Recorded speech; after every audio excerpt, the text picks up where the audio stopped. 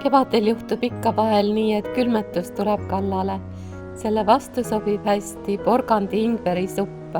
Supi jaoks hakin umbes 300 grammi porgandit, 1 viilu kaalikat, 1 sibula, 3 küünd küüslauku, 2-3 supilusikatäit ingverit ja lisaks on mul veel umbes veerand klaasi läätsi.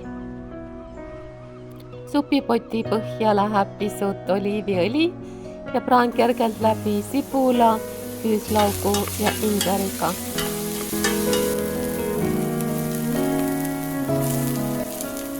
Sibula, ingveri, küüslaugu segule panen juurde kaalikat ja porgandit ning segan kergelt läbi.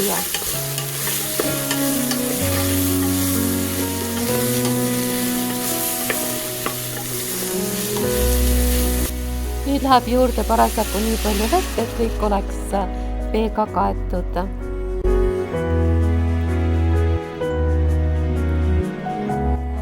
Läätsed lähevad juba vee sisse. Loomulikult pisut soola ja seekord ma lisasin ka natukene kanapuljongi pulbrit.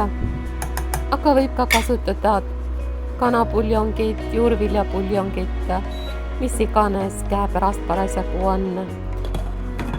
Keeda madalal tulel kõik pehmeks. Kui kõik on valmis, kasutan saumikserit, et supp püreestada.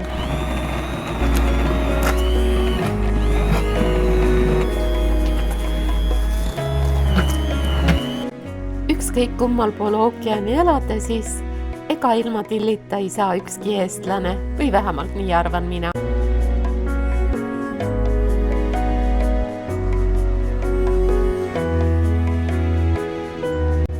Ja et supp pisut tummisem saaks, panen keedetud muna juurde.